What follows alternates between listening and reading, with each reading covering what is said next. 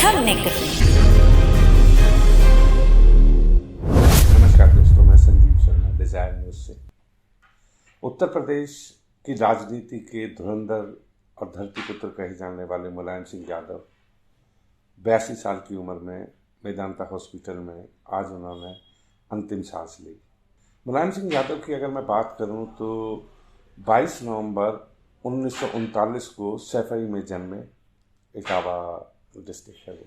और सैफई में जन्म लेने के बाद अगर उनके कैरियर की मैं बात करूं तो कैरियर उन्होंने 1967 में पहली दफ़ा वो विधानसभा पहुंचे और उसके बाद 8 दफ़ा वो विधानसभा के अंदर विधायक रहे।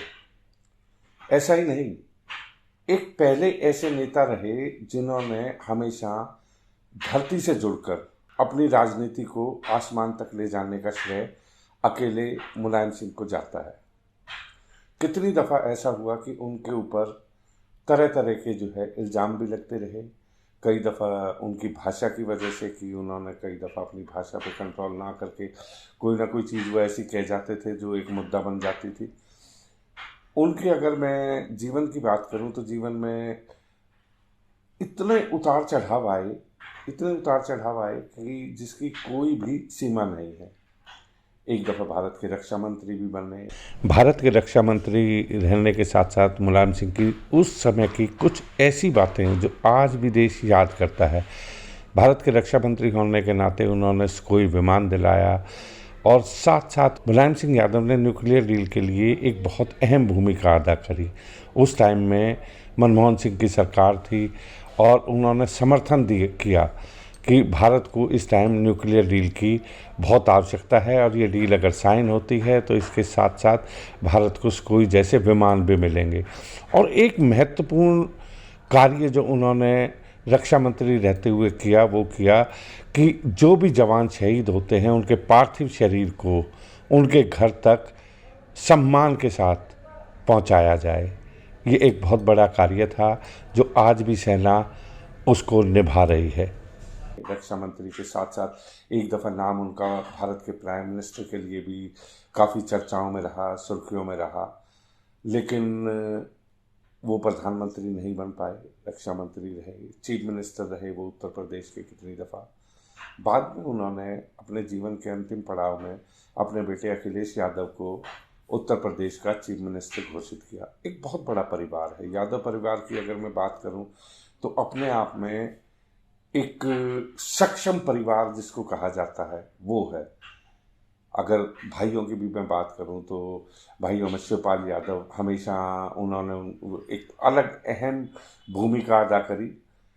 कभी भी वो नाराज़ भी होते थे। अगर अखिलेश से उनकी कई दफ़ा नाराज़गी भी हुई, लेकिन उस नाराज़गी के बावजूद भी शिवपाल यादव जब भी कभी मुलायम सिंह यादव के सामने जाते थे तो एक बड़े भाई और छोटे भाई की भूमिका में जाते थे। उनके करीबी रिश्ते अमर सिंह जी से रहे, उनके करीबी रिश्ते आजम खान से रहे। एक बात उनके अंदर थी कि जिनसे एक दफ़ा उन्होंने दोस्ती कर ली उस दोस्ती को अंत तक लेके गए वो। अगर मैं अमर सिंह से उनके रिश्ते की बात करूं तो बीच में कुछ रिश्ते खराब भी हो गए थे। अखिलेश के कारण कुछ खराब हुए, कुछ सामाजिक उनके रहते चलते उनकी ठीक से नहीं बन पाई, लेकिन लास्ट मोमेंट पे भी उन्होंने अमर सिंह को राज्यसभा भेजा। सैफई में जन्म के बाद अब लास्ट कई सालों से सैफई में जब सैफई उत्सव मनता था तो पूरे बॉलीवुड को उतार दिया करते थे। राजनीति के अंदर उन्होंने हमेशा अपने आप को जमीनी स्तर से लेकर वो चले और इसी के कारण सब उन्हें एक ही नाम से जानते थे, नेताजी। एक स्कूल टीचर थे, लेकिन स्कूल टीचर के बाद उन्होंने राजनीति में कदम रखा। राजनीति में कदम रखने के साथ वो अपने जीवन के अंदर उनको पहलवान कहा जाता था और बाद में मशहूर हो गए वो नेताजी के नाम से। अगर मैं बात करूं कि जब बाबरी मस्जिद की बात आई तो उन पे बहुत इल्ज़ाम लगे कि उन्होंने निर्दोष लोगों के ऊपर लाठीचार्ज भी कराया, लेकिन उन्होंने हमेशा कहा कि हमारा देश सेकुलर है, तो उस ड्यूरेशन में अगर कोई भी दंगाई अगर कोई कुछ करता है तो उसके लिए वो एक्शन लेना उनका बनता था।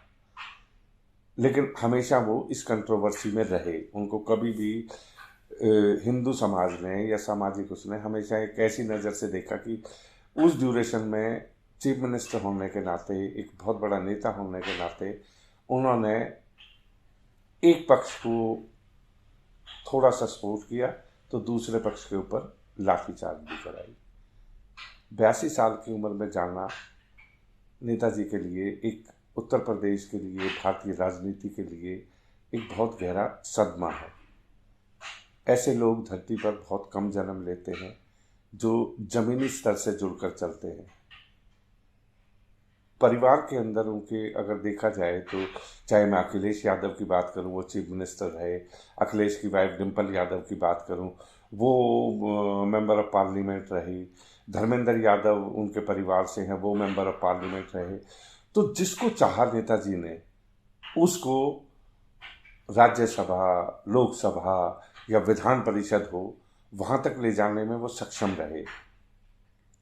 एक दफ़ा मायावती से उनके रिश्तों के बारे में भी जो है बड़ा वो सुर्खियों में रहे। उसका जिक्र करना कोई बहुत एक अच्छा वो नहीं है, लेकिन गेस्ट हाउस कांड किसी से छुपा हुआ नहीं है। मायावती के साथ उस टाइम अभद्र व्यवहार हुआ, काफ़ी सुर्खियों में रहे।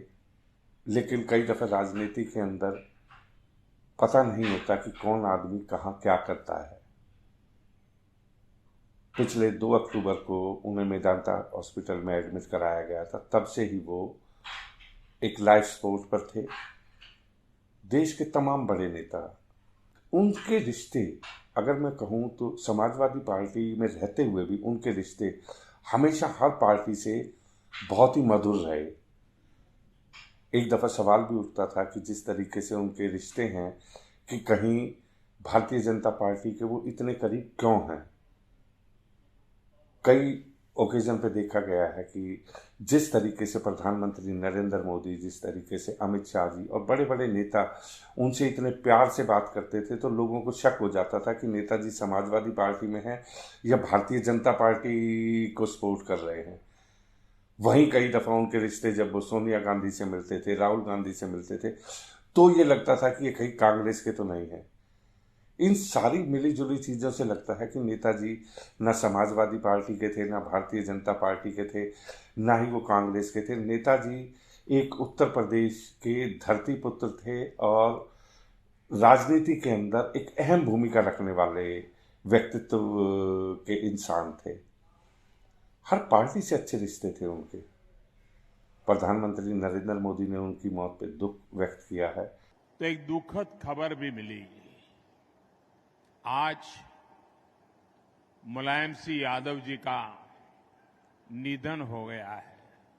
मुलायम सिंह यादव जी, उनका जाना देश के लिए एक बहुत बड़ी क्षति है। प्रधानमंत्री पद के लिए आशीर्वाद दिए और मुझे याद है उस दिन मुलायम सिंह जी का वो आशीर्वाद,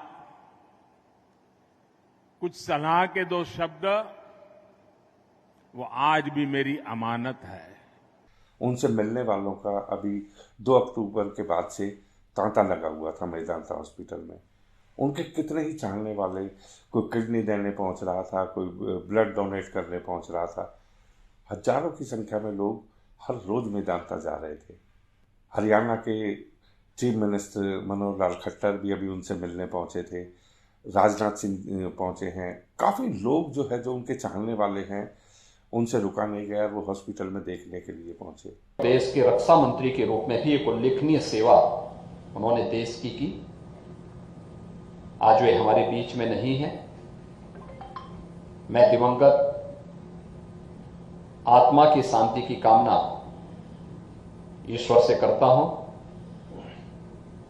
शोक संतप्त परिजनों के प्रति, समर्थकों के प्रति अपनी संवेदना भी व्यक्त करता हूं। मुलायम सिंह जी यादव जी के दुखद निधन पर 3 दिन की राजकीय शोक की घोषणा की है कि उनकी आत्मा को शांति दे। अखिलेश जी और उनके पूरे परिवार को ताकत दें रैली को सामने के लिए। वो बड़े भारी आदमी थे, बड़े आदमी। मुलायम सिंह जी का निधन निश्चित रूप से उत्तर प्रदेश और देश की राजनीति के लिए एक बहुत बड़ा अवसान है।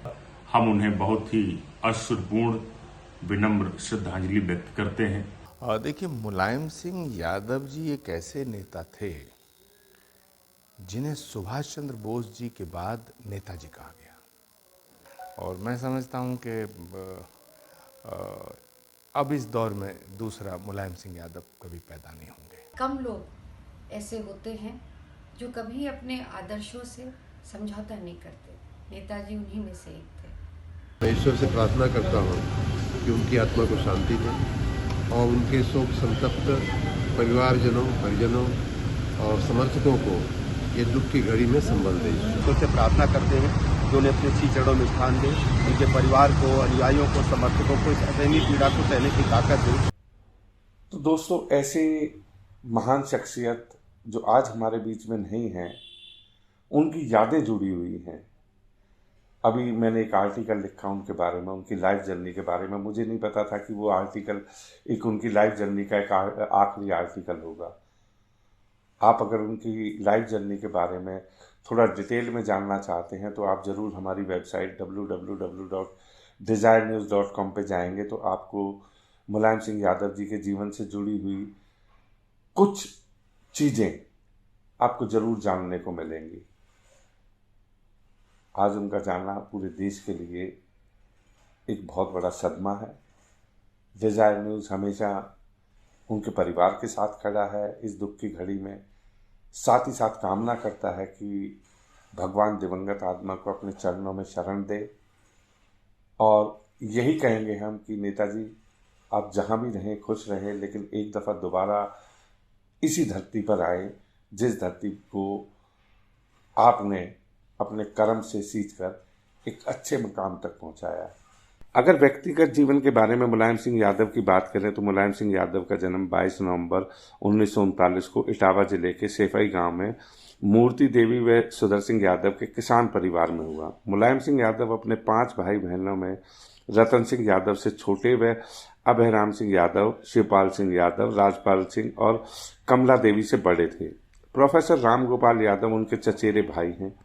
पिता सुधर सिंह उन्हें पहलवान बनाना चाहते थे, किंतु पहलवानी में अपने राजनीतिक गुरु चौधरी नत्थू सिंह को मैनपुरी में आयोजित एक कुश्ती प्रतियोगिता में प्रभावित करने के पश्चात उन्होंने नत्थू सिंह के परंपरागत विधानसभा क्षेत्र जसवंत नगर से अपना राजनीतिक सफर शुरू किया। राजनीति में आने से पूर्व मुलायम सिंह यादव आगरा विश्वविद्यालय में राजनीतिक विज्ञान में स्नातक थे। उन्होंने एमए किया। बीटी करने के उपरांत इंटर कॉलेज में प्रवक्ता नियुक्त हुए और सक्रिय राजनीति में रहते हुए नौकरी से त्यागपत्र दे दिया। राजनीतिक जीवन तो उनका इतना लंबा है कि उसके बारे में विस्तार से बताना इतना मुश्किल है जितना दिए को चिराग दिखाना। अगर मैं बात करूं उनके राजनीतिक जीवन की तो एक किसान परिवार में जन्मे एक आदमी जो लास्ट में अगर उनका देखा जाए तो रक्षा मंत्री तक के पद पर पहुंचना कोई मामूली वो नहीं था।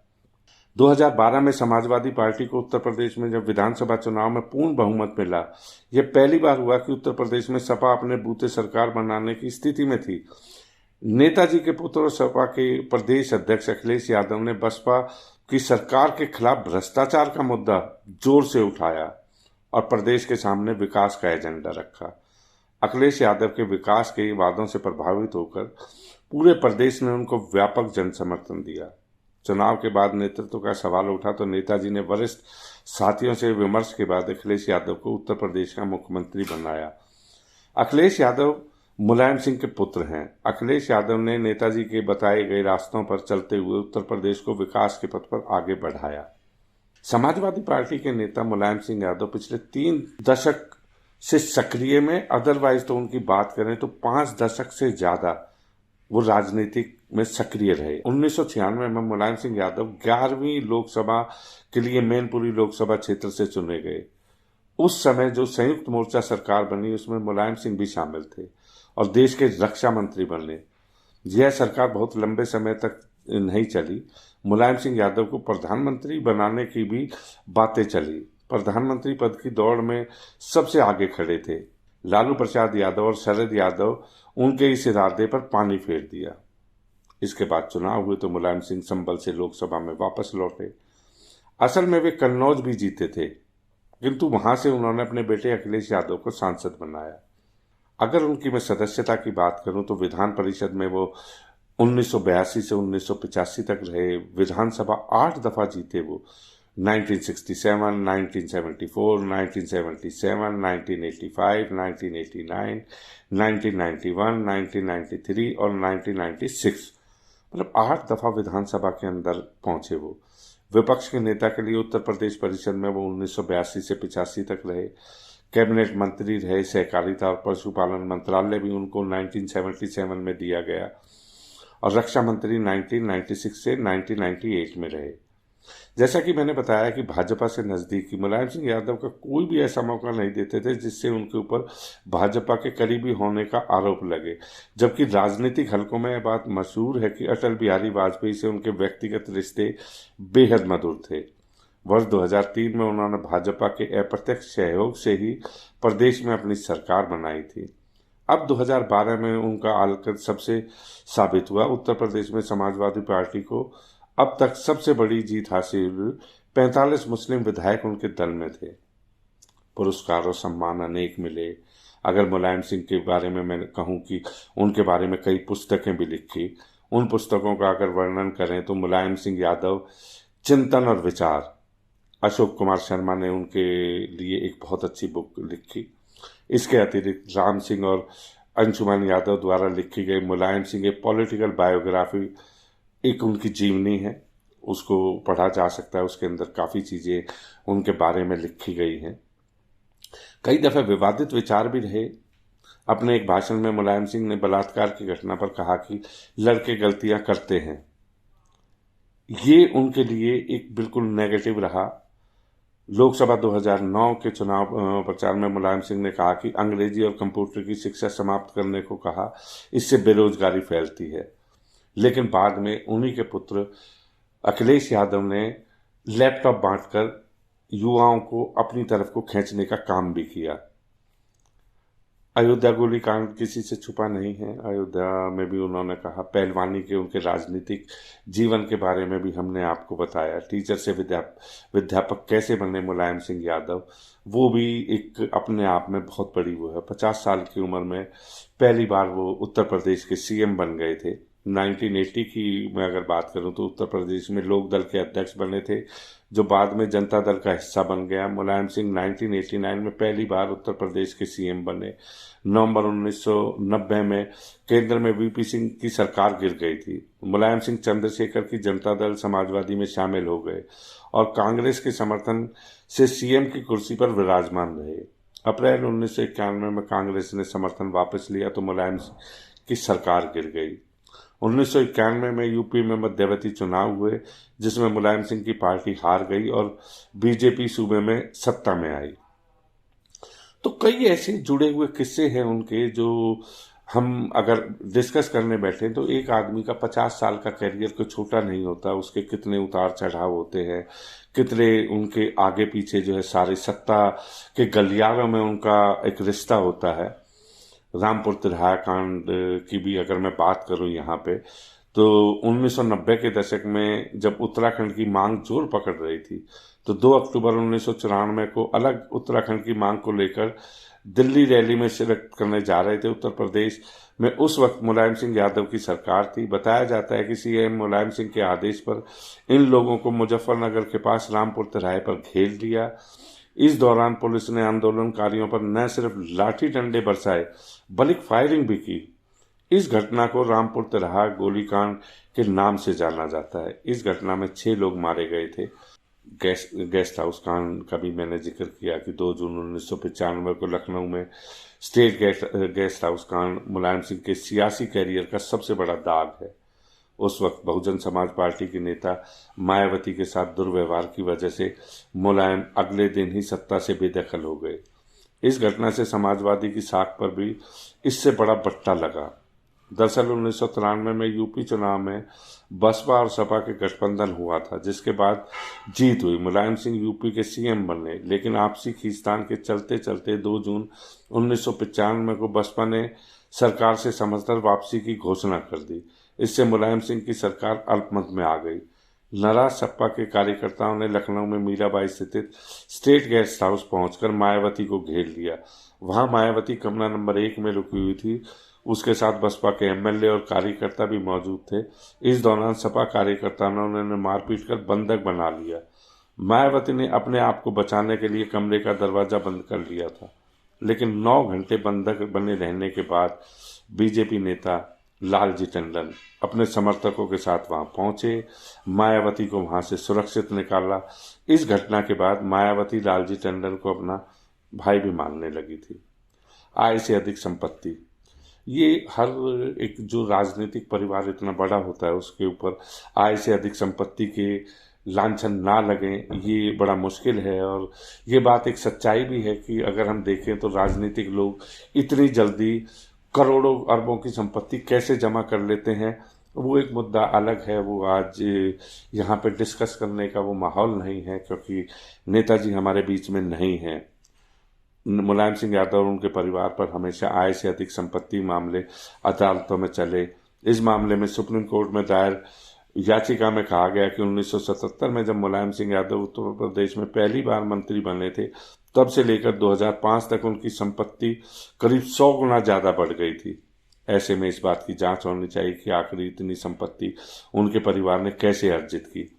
तो कई ऐसे अनसुले किस्से हैं कि जैसे अमर सिंह जी की भी मैं बात बताऊं, अमर सिंह भी अब नहीं रहे। ये 2 ऐसे दोस्त थे, देखा जाए तो 3 दोस्त ये अलग अलग दिशाओं के थे। बापू के 3 बंदर अगर मैं इनको कहूं तो मुलायम सिंह यादव हो गए, अमर सिंह हो गए और आजम खान हो गए, जिसमें से अमर सिंह जी 2 साल पहले इस दुनिया से नहीं रहे। लेकिन इनकी दोस्ती की मिसालें दी जाती थी कि एक तरीके से बड़ा भाई छोटे भाई का जो आदर सत्कार है वो होता था, लेकिन राजनीति के अंदर कहीं ना कहीं कोई ना कोई मतभेद हमेशा हो जाते हैं। अमर सिंह जी से ही अपनी राजनीति चीज़ों को डिस्कस करके, जब मुलायम सिंह के उनसे अच्छे रिश्ते थे तो हमेशा वो कहते थे कि अगर कोई भी काम है तो आप अमर सिंह जी से पूछिए, और अमर सिंह जी उस काम को सिरे चढ़ाकर नेताजी को बताते थे। तो दोनों के रिश्ते आपस में बहुत ही मधुर रहे, बीच में कुछ खटास भी आई, लेकिन मुलायम सिंह यादव ने हमेशा अमर सिंह को एक अपने भाई की तरह माना, और जब भी मौका मिला वो उन्हें राज्य से राज्यसभा सांसद तक लेकर गए। और कितने ही ऐसे स्टार हैं जिनको अगर मैं कहूं तो आज उनके साथी रहे। हमारे law minister SP Singh Baghel की अगर मैं बात करूं तो एक दफ़ा उनके बहुत ही करीबी थे, उनके लिए सिक्योरिटी के अंदर भी काम करते थे। लेकिन आज एसपी सिंह बघेल केंद्र के अंदर कानून मंत्री हैं, राज्य कानून मंत्री हैं। और मैं राज बब्बर की बात करूं, चाहे मैं जया प्रदा की बात करूं, अगर मैं बात करूं जया भादुड़ी की बात करूं, संजय दत्त की बात करूं, तो बॉलीवुड का भी एक मुलायम सिंह से बहुत करीबी नाता रहा।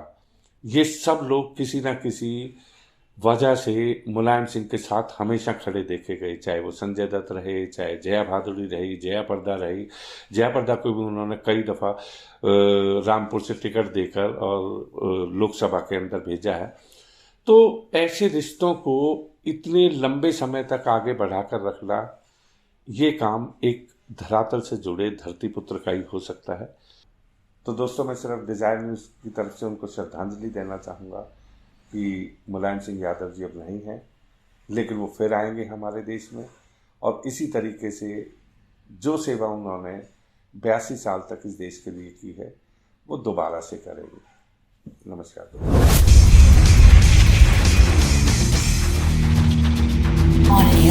डिज़ायर न्यूज़, वास्तविकता वही जो हमने कही।